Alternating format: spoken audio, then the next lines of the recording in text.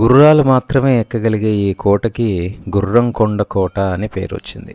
Gurramkonda fort. కాలపు పుటల్లో చెరగని ముద్ర వేసిన కోటల్లో ఈ కోట కూడా ఒకటి. ఈ కోట గొప్పదనాన్ని, విశిష్టతని అర్థం చేసుకోవాలంటే మనం వెనక్కి 1000 అడుగులు వేయాలి. 4 శతాబ్దాల వెనక్కి వెళ్లాల్సిందే. అయితే కథ మొదలవుతుంది విజయనగర సామ్రాజ్యంలో. 14వ శతాబ్దం అది. విజయనగరపు రాజులు దక్షిణ భారతాన్ని పరిపాలిస్తున్న కాలం అది. ఆ సమయాల్లో శత్రువుల దాడుల నుంచి తమను తాము రక్షించుకునేందుకు కోటలు నిర్మించడం అనేది సాధారణమయ్యింది. అప్పుడే ఓ కొండపై ఈ కోట నిర్మించబడింది. ఎత్తైన కొండ, గుర్రాలు మాత్రమే ఎక్కగలిగే విధంగా. అందుకే ఇందాక చెప్పినట్లు ఈ ప్రదేశానికి గుర్రం ఎక్కే కొండ అంటే గుర్రంకొండ అనే పేరు స్థిరపడింది. చెప్పుకోవాల్సిన విషయాల్లో ఒకటేంటంటే, ఈ కోట మట్టితో నిర్మించబడినప్పటికీ దీని వ్యూహాత్మక స్థానమే దీన్ని శక్తివంతంగా మార్చింది. విజయనగరపు సైనికులు దీనిని ఒక రక్షణ కోటగా వాడేవాడు. ఇప్పుడు మీరు చూస్తున్నది వచ్చి ఒక వంటగది. లోపలికి ఎంటర్ అయిన వెంటనే ఎడం పక్క నేను దీన్ని చూశాను. లోపలికి వెళ్ళి ఎక్స్ప్లోర్ చేద్దామని చెప్పే ఉద్దేశంతో లోపలికి ఎంటర్ కాగా చాలా శిథిలమైపోయిందని చెప్పి అర్థమైంది. కానీ ఇక్కడ నాకు ఆ రోజుల్లో ఒక అవెన్ లాంటి ఒక కట్టడాన్ని నేను చూశాను. మొదట నేను గమనించింది ఈ కిటికీ. ఇది చెక్కతో తయారు చేసినప్పటికీ ఇది ఆ రోజులు ఆ కాలం నాటికి చెందింది కాబట్టి కాస్త గమనించాను. చెక్కు చెదరకుండా ఉంది. ఇంక ఇక్కడ చూడండి, ఇది ఒక వంట గది, అంటే ఒక baking place or an oven అని చెప్పచ్చు. ఇప్పుడు మనకి పైకి చూడండి, పొగ వెళ్ళడానికి ఆ రోజుల్లో అనువుగా, వంటకి అనువుగా దీన్ని కట్టడం జరిగింది. సో చాలా ఆశ్చర్యానికి లోనయ్యాను. కాలం మారింది, రాజులు మారారు. విజయనగర సామ్రాజ్యం క్షీణించగా ఈ కోటపై కన్నేసింది గోల్కొండ సుల్తాన్లు. శత్రువుల దురాక్రమణకు తాళలేక వాళ్ళు దీన్ని రాయితో బలంగా మార్చారు. శతాబ్దాలుగా మట్టితో ఉండే ఈ కోట ఇప్పుడు రాయికి రాయిగా మార్పు చెందింది. తర్వాత మొఘల్ ఔరంగజేబ్ కాలం వచ్చింది. దక్షిణ భారతంలో తన సామ్రాజ్యాన్ని విస్తరించాలన్న పేరాసతో ఆయన సైన్యం గుర్రంకొండపైకి చేరింది. ఈ కోట కూడా మొఘల్ పట్టు బలంగా తట్టు. అయితే అసలైన వన్నె ఈ కోటకు వచ్చింది 1714లో. కడప నవాబు అబ్దుల్ నబీ ఖాన్ ఈ కోటను ఆక్రమించాడు. కోట మధ్యలో రంగీన్ మహల్ అనే అద్భుతమైన ప్రాంగణాన్ని నిర్మించాడు. ఇప్పుడు మీరు చూస్తున్నది ఆ రంగినీ మహలే. అది పాలనా కేంద్రంగా, అధికార భవనంగా వాడబడేది ఆ రోజుల్లో. తెలుపు రాతితో, రంగుల గదులతో ఇది ఒక కళాకారుడి కలల కోటగా ఉండేది. ఈ కోట మళ్ళీ యుద్ధపు చాప కిందకు వచ్చింది, ఈసారి టిప్పు సుల్తాన్ సైన్యంతో. మైసూర్ పులిగా పేరుగాంచిన టిప్పు సుల్తాన్ ఈ కోటను ఒక సైనిక స్థావరంగా మార్చేశాడు. అతని మేనమామ మీర్ రజా అలీ ఖాన్ ఇక్కడ పాలించేవాడు. ఆయన సమాధి ఇప్పటికీ కోటలో ఉంది. ఆ సమాధి చూసిన వాళ్లకు గోల్కొండ గుళ్ళు గుర్తొస్తాయి. సో చెప్పుకోవాల్సిన విషయం ఏంటంటే, ఇక్కడ ఒక్క మతం అని కాదు, అనేక మతాలు, అనేక సంస్కృతులు కలిసి జీవించేవి. ఒకప్పుడు ఈ కోటలో 40కి పైగా మసీదులు ఉండేవట. అదే సమయంలో కొండ కింది అనంత పద్మనాభస్వామి ఆలయం కూడా ఉండేది. ఇది మనకు చెబుతుంది ఈ ప్రదేశం మతాల మేళవింపుగా ఎదిగిందని మనకు అర్థమవుతోంది. కానీ ఏం చేద్దాం, దురదృష్టవశాత్తు 1799లో టిప్పు సుల్తాన్ ఓడిపోయాడు. ఇక బ్రిటిష్ వారు హైదరాబాద్ నిజాం సహకారంతో ఈ కోటను కబ్జా చేశారు. అప్పటి నుంచి ఇది మద్రాస్ ప్రెసిడెన్సీ భాగంగా మారింది. అంతా మారిపోయింది. రాజులు లేరు, సైనికులు లేరు, కానీ కోట మాత్రం అలాగే నిలిచి ఉంది. ఒకానొక సమయంలో వీరులు గుర్రాలపై ఎక్కిన కొండపై ఈరోజు మనం కాలినడకన ఎక్కుతున్నాం చరిత్రని చూడటానికి. ఈ కోటలో ప్రతి రాయి మనకు ఏదో ఒక కథ చెబుతుంది. కొన్ని గర్వంగా, కొన్ని విషాదంగా, ఇలాగా ఒక ఎమోషనల్ రోలర్ కోస్టర్ని మనం ఎక్స్పీరియన్స్ చేస్తాం. కోట తలుపులు చాలా పగిలిపోయి ఉండడం నేను చూశాను. కొన్ని అయితే సగానికి సగం ఓపెన్ అయిపోయి కూడా ఉన్నాయి. సో లోపల నేను మీకు చూపిద్దామని తీసినటువంటి ఈ వీడియో మీరు చూస్తున్నారు. ఇక్కడ మీరు ఆర్కిటెక్చర్ గమనిస్తే మీరు ఏది ఒక ఆర్కిటెక్చర్ అని చెప్పలేము ఖచ్చితంగా. నాకు ఇక్కడ మొఘల్ ఆర్కిటెక్చరు, ఈ ఇస్లామిక్ ఆర్కిటెక్చరు కనపడుతుంది. అలాగనే ఈ బ్రిటిష్ వారి ఇన్ఫ్లుయెన్స్ కనపడుతుంది. సో నేను ఇందాక చెప్పినట్లుగా ఇది కళల మేళవింపు అనడానికి ఖచ్చితంగా ఇది సరిపోతుంది. మీరు చూసారంటే ఈ కోట మెయింటెనెన్స్ పెద్దగా బాగలేదనే చెప్పుకోవాలి. చూసారంటే సెక్యూరిటీ కానీ పెద్దగా లేదు. తర్వాత ఈ శిథిలావస్థకు వచ్చిన ఈ డోర్లని గోడలు కూడా పడిపోయేదానికి సిద్ధంగా ఉన్నట్లు అనిపించాయి. సో దీని మీద గవర్నమెంట్ ఇంకొద్దిగా శ్రద్ధ పెట్టి దీన్ని రిస్టోర్ చేసి ఒక టూరిస్ట్ అట్రాక్షన్గా, ఒక ఆర్కియాలజికల్, ఒక హిస్టారిక్ మాన్యుమెంట్గా దీన్ని వస్తే బాగుంటుంది అనిపిస్తుంది. కొన్ని తలుపులకి డోర్ వేసడం చూసారా గడి ఆ రోజుల్లో ఎలాగుందో, చాలా వంపు తిరిగి ఒక స్టైల్ మనకు అర్థమవుతుంది అక్కడ. ఆ తర్వాత మిగతావన్నీ కూడా ఇటువంటి కబోర్డ్స్ ఆ కాలంలో అంటే వాళ్ళ ఆర్కిటెక్చర్కి అనుగుణంగా చేసినవి. 2 ఫ్లోర్లు ఉన్నాయి దీనికి.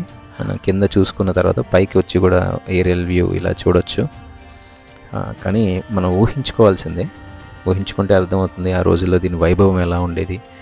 అంటే ఇప్పుడు రంగులన్నీ పోయి పేలగా మారిన ఈ శిథిలాన్ని మనం చూస్తున్నప్పటికీ ఆ రోజుల్లో దీని వైభవం, దీని ఘన చరిత్ర తెలుసుకుంటే ఆశ్చర్యానికి లోనైపోతాం.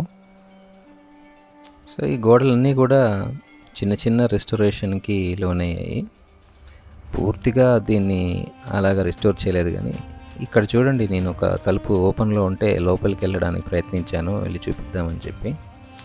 లోపలికి వెళ్ళిన వెంటనే నాకు కనపడిందంతా అక్కడ కన్స్ట్రక్షన్ పరికరాలు, కొన్ని ఎక్విప్మెంట్స్, క్లీన్ చేసేవి, ఇప్పుడు మన బోజులిపే కర్రలు ఇవన్నీ ఉన్నాయి. అయితే ఒక స్టోర్ రూమ్ లాగా వాడుతున్నారు ప్రస్తుతానికి ఇది.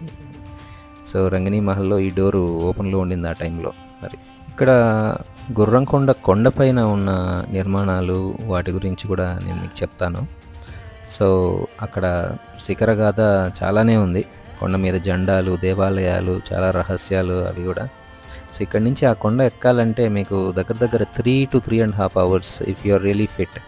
లేకపోతే ఒక 4 hours దాకా కూడా పట్టచ్చు. బట్ నేను వెళ్ళిన టైం మధ్యాహ్నం టైంలో వెళ్ళాను కాబట్టి చాలా ఎండగా ఉండింది. సో త్వరగా డిహైడ్రేట్ అయిపోతారు. ప్లస్ నాకు చెప్పింది ఏంటంటే it's not an easy task. పైకి వెళ్ళే దారిలో lot of wild life, snakes చాలా ఉన్నాయంట, పాములు. సో తేళ్ళు, పాములు అవి కూడా ఉన్నాయంట దారిలో. సో 99% వాళ్ళు ఇక్కడ ఉండే వాళ్ళైతే they discourage you to climb up. Time అలాగా చెప్పారు. బట్ మీతో పాటు ఎవరైనా ఫ్రెండ్స్ ఉండి అందరూ కలిసి వెళ్ళాలనుకుంటే మాత్రం వెళ్ళొచ్చు. ఒకరికొకరు హెల్ప్ఫుల్గా ఉండి వాటర్ క్యారీ చేయండి, మర్చిపోకుండా. డిహైడ్రేట్ అయిపోతారు తొందరగా. సో వాటర్ తాగుతూ అక్కడక్కడ గ్యాప్స్ రెస్ట్ తీసుకుంటూ మెల్లగా ఎక్కచ్చుకుండానే. సో చాలామందికి గుర్రంకొండ కోట అంటే గుర్తొచ్చేదే ఈ రంగినీ హాల్. సో కోటను అడుగున ఉంది ఇది. ఇది చాలా అందమైనది. సో చూసారంటే రూఫ్ మీద కూడా వీళ్ళు ఒక ఆర్కిటెక్చరల్ మార్వెల్ మనం చూడొచ్చు. సో ఈ కోట గురించి పూర్తిగా తెలుసుకోవాలి అని ఆసక్తి ఉండేవాళ్ళు మాత్రం ట్రెక్ చేసి పైకి వెళ్ళి తెలుసుకుంటే బాగుంటుంది. సో అక్కడ చాలా చరిత్ర, చాలా వైభవం దాగుంది పైన కూడా. సో చూసినప్పుడు ఒక సాధారణ కొండలా కనిపించవచ్చు కింద నుంచి చూస్తే. కానీ కొంచెం పైకి ఎక్కి చూస్తే మాత్రం చాలా కథలు, చాలా హిస్టరీ మీరు ఎక్స్ప్లోర్ చేయొచ్చు, అన్రావెల్ చేయొచ్చు. సో బోర్డు రంగినీ మహల్ అని చెప్పి పెట్టారు ఇక్కడ. సో చాలా పాత బోర్డు. సో ఇక్కడ నుంచి ఇక చూసేసుకున్నా కాబట్టి ఇంకా పైకి వెళ్ళాలని చెప్పి నేను నా జర్నీని స్టార్ట్ చేశాను. సో ఓవరాల్గా రంగినీ మహల్ మీకు కొన్ని వెరీ గుడ్ వైబ్స్ తీసుకొస్తుంది. లైక్ చంద్రముఖి మూవీలో ఉన్న మహల్ లాగా ఫొటోస్ తీసుకోవడానికి కూడా రైట్ ప్లేస్ ఇది. సో కొండ ఎక్కుతున్నప్పుడు ముందుగా మనకు కనిపించేవి ఈ రాతితో కట్టిన గోడలు అనమాట. ఒక ప్రహరీలాగా శత్రువుల నుంచి కాపాడుకోవడానికి అప్పట్లో కట్టినవి. సో శత్రువుల చొరబాట్లకు అడ్డుకట్టగా నిలిచేవన్నమాట ఆ రోజుల్లో. సో విజయనగర రాజులు, తదుపరి వ్యూహం, గోల్కొండ సుల్తానుల శిల్ప నైపుణ్యం, ఇవన్నీ కలిసి ఈ ప్రహరీలు అద్భుతంగా రూపుదిద్దుకున్నాయి. ఇక్కడ చూడొచ్చు, ఇది ప్రొటెక్టెడ్ మాన్యుమెంట్ అని చెప్పి బోర్డు పెట్టారు. సో ట్రెస్ పాసింగ్ అనేది ఇక్కడ నాట్ అలౌడ్. సో ట్రెస్ పాసింగ్కి ఫైన్ కూడా ఉంటుంది, కానీ సెక్యూరిటీ అనేది ఎక్కడ లేదు.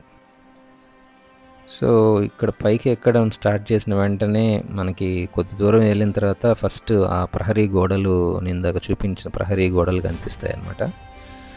సో ఈ కొండలో కొన్ని రహస్య సొరంగాలు కూడా ఉన్నాయని, అవి కోట నుంచి బయటకు ఎప్పుడైనా యుద్ధం కానీ, శత్రువులు దాడి చేసి దండయాత్ర చేసినప్పుడు ఈ రాజవంశీకులు అక్కడి నుంచి తప్పించుకోవడానికి వాడేవాళ్ళు అని కూడా చెప్తున్నారు. సో ఇవి అత్యవసర సమయాల్లో ఈ రాజవంశీయులు పారిపోయేందుకు మార్గాలుగా ఉండేవంట. సో ఆ తర్వాత చెప్పుకోదగ్గ విషయం ఏంటంటే కొండపైన ప్రత్యేకంగా చాలా వాచ్ టవర్లు ఉంటాయి. వాచ్ టవర్ అంటే అక్కడి నుంచి ఈ శత్రువుల కదలికల్ని, ఎవరైనా దండయాత్ర చేస్తున్నారా, ఎవరైనా కోటపైకి వస్తున్నారా అని చెప్పి ఈ సైనికులు గమనించేవన్నమాట. అవి వాచ్ టవర్లు అంటారు. ఈ కొండపైన ఇంకొక అద్భుతమైన విషయం ఏంటంటే నీటిని నిల్వ చేసుకునేదానికి ఒక ప్రణాళికను మనం చూడొచ్చు ఇక్కడ. ఆ రోజుల్లో చిన్న చెరువులు ఇవన్నీ కూడా ఇక్కడ నీళ్ళని అలాగనే ప్రిజర్వ్ చేసుకోవడానికి, కన్జర్వ్ చేసుకోవడానికి యుద్ధకాలంలో అంటే యుద్ధాలు జరిగేటప్పుడు కూడా నీటి కొరత రాకుండా ఉండేందుకు వీరు అప్పట్లోనే ఈ సాంకేతిక పరిజ్ఞానం అనేది వీళ్ళ దగ్గర ఉంది. నాకు ఈ కొండ ఎక్కుతున్నప్పుడు ప్రతి ఒక్క రాయి, నేను చూసిన ప్రతి రాయి ఒక రాజును గుర్తు చేసేటట్లు అనిపించింది. ప్రతి గోడ ఒక యుద్ధగాథను చెప్పినట్లు.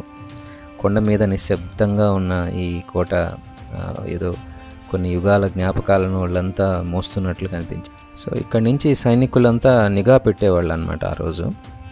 సో ఆ రోజుల్లో ఈ కొండపైకి ఎక్కి సైనికులంతా ఈ వాచ్ టవర్ల దగ్గర చేరి చుట్టుపక్కల ప్రదేశాన్ని అంతా గమనిస్తూ, కదలికల్ని గమనిస్తూ, ఎవరైనా కోటపైకి దాడి చేయడానికి ప్రయత్నించినా దాన్ని ముందే పసిగట్టి ఆ శత్రువులను మట్టిగరిపించి వాళ్ళని సంహరించి ఇలాగా ఈ రక్షణ వ్యవస్థ అనేది ఏర్పడి ఈ కోటకు రక్షణ భటులంతా అక్కడ ఉండేవాళ్ళు. ఇంకా యుద్ధం జరిగే సమయంలో అయితే వాళ్ళు ఈ పైకి చేరుకొని ఈ పైన ఉండే గదుల్లో వాళ్ళు రెస్ట్ తీసుకొని ఇక్కడే వాళ్ళ జీవనం యుద్ధం జరిగినన్ని రోజులు ఇక్కడే ఉండి వాళ్ళకి, ఎందుకంటే పైనుంచి వ్యూ అనేది వాళ్ళకి చక్కగా దొరుకుతుంది. వాళ్ళు పైనుంచి కంప్లీట్గా వాళ్ళు చూడగలరు ఏం జరుగుతుంది, ఎక్కడెక్కడ మూమెంట్స్ వస్తున్నాయని. సో అలాగా ఈ కాపాడేవాళ్ళు, దీన్ని డిఫెండ్ చేసేవాళ్ళు అనమాట ఈ కోటని, రాజవంశీకుల్ని. ఇక్కడ మనం చూస్తున్న గోడలంతా కూడా పెద్ద పెద్ద గ్రానైట్ బ్లాకులతో తయారు చేయబడ్డాయి. ఇది మనకి విజయనగర వాళ్ళ స్ట్రాటజిక్ మిలిటరీ ఆర్కిటెక్చర్ మనకి కళ్ళ ముందుకు తీసుకొస్తుంది. నేను ఇందాక చెప్పిన ఈ వాచ్ టవర్లు కూడా వెరీ స్ట్రాటజిక్గా చాలా వ్యూహాత్మకంగా పెట్టారనమాట. అంటే వాటి పొజిషన్స్, ఈ వ్యాంటేజ్ పాయింట్స్ మనకి చుట్టుపక్కల ఉండేటువంటి ఈ లోయలు, కొండలు, వాటి వ్యూ, పానోరామిక్ వ్యూ మనకి. సో ముందుకు వెళ్తుండగా ఈ గది తారసపడింది. సో నాకు తెలిసి ఇది సైనికులకి ఒక రెస్ట్ హౌస్, లేకపోతే వాళ్ళ రెస్ట్ తీసుకోవడానికి ఇక్కడ ఉండేటట్లుగా కనిపిస్తుంది నాకు. ఇక్కడ కనిపిస్తున్న చిన్న ఓపెనింగ్స్ నుంచి వాళ్ళు బయట గమనించేవాళ్ళు. సో ఇలాంటివి మనకి చాలానే మనం పైకి వచ్చారంటే తారసపడతాయి. ఇవన్నీ కూడా మనం ఖచ్చితంగా పలానా వాటికి వాడేవాళ్ళు అని చెప్పలేము. కానీ ఇక్కడ చూసారంటే ఈ పిల్లర్స్ అయితే ఖచ్చితంగా ఇది ఒక విజయనగర ఆర్కిటెక్చర్కి క్లియర్గా మనకు అర్థమవుతూ ఉంది. సో ఈ ప్రదేశం గుర్రాలని, పైకి తీసుకొచ్చిన గుర్రాలని ఇక్కడ కట్టేసి వాటిని ఇక్కడ రెస్టింగ్ ప్లేస్ లాగా అర్థమవుతుంది మనకి. సో ఈ వీడియో ఇక్కడితో ఎండ్ చేస్తున్నాను. వీడియో మీకు నచ్చినట్లయితే లైక్, షేర్, సబ్స్క్రైబ్ చేసుకోండి. జై హింద్.